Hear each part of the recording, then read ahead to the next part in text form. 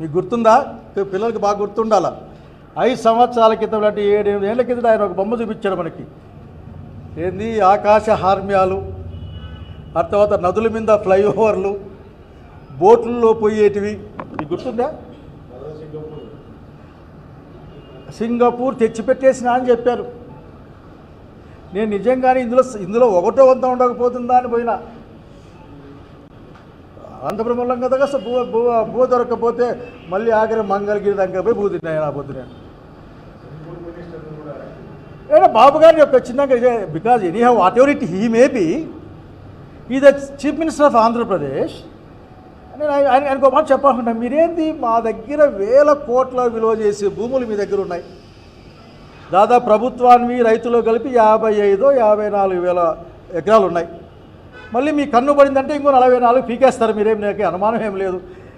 చెప్పాడు మీ మంత్రి అప్పుడే, ఇష్టంగా ఇస్తే ఇష్టంగా తీసుకుంటాం, కష్టంగా ఇస్తే కష్టంగా తీసుకుంటామని చెప్పాడు మీ మంత్రి, మీ పురపాలక శాఖ మంత్రి.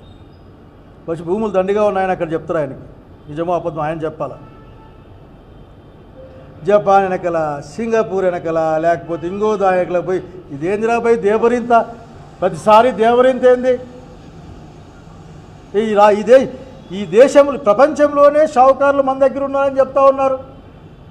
ప్రపంచంలో 1వ షావుకారి, 2వ షావుకారి, 3వ షావుకారి మన దగ్గరే, లక్షల కోట్ల రూపాయలు మన దగ్గరే. అట్లా వాళ్ళతో మాడుకోవచ్చు కదా పోయి ఆ సింగపూర్లో అంటే పాటు. ఎందుకంటే వేరే దేశం పోతే కొద్ది విషయాలు మీకు మాత్రమే పరిమితమవుతాయనే నమ్మకమా? నాకేం తెలియదు. మాకేది వేరే దేశాలు పోయి చూరు పోయిస్తాం అంతే. మాకేం తెలియదు. సేపు నా సింగపూర్లో మంగపోతావు, జపాన్లో మంగపోతావు, ఇంగోని మంగపోతావు. ఇక్కడే ఉన్నారు కదా చాలామంది. నరేంద్ర మోడీ గారు పెంచిన అదాని అంబానీ ఉన్నారు కదా, ఓరి దగ్గర ఒక 10-15 లక్షల కోట్లు ఉన్నట్లున్నాయి.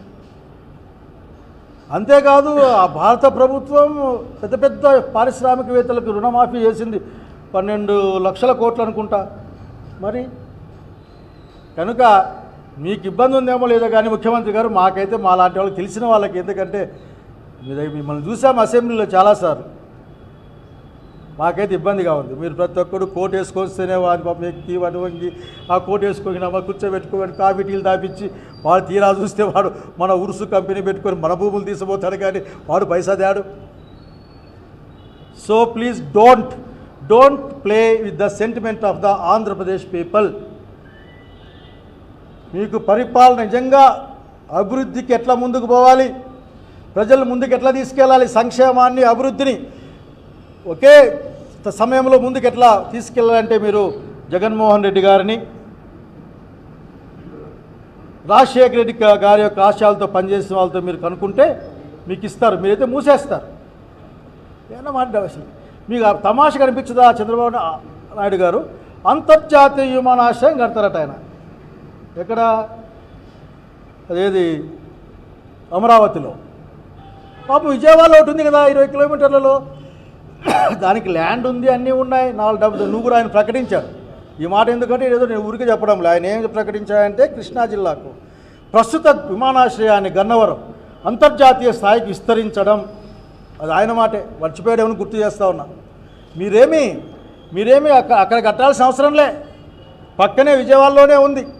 మీరు మాట కూడా చెప్పినారు, బహుశా మీరు చెప్పిన మాట మీద నిలబడను అని మీరు తీర్మానం చేసుకుని రాజకీయాలు చేస్తారు కాబట్టి మీకు ఇబ్బంది ఏమో, కానీ కొద్దిగా ఏమైనా ప్రయత్నం చేయండి. ఆయన కడతారట.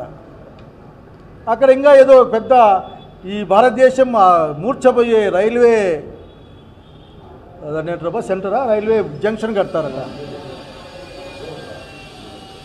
ముందు జనాలు వచ్చిపోయాక బస్ స్టాండు, ఆ ఎండగా చచ్చిపోతారంతా, అక్కడక్కడ బస్ షెల్టర్లు, ఆ బస్ షెల్టర్ దగ్గర కాస్త నీళ్లు, ఇట్లా కనీస అవసరాలు మా అనంతపురం బస్ స్టాండ్ అంతనే కట్టండి చంద్రబాబు నాయుడు గారు.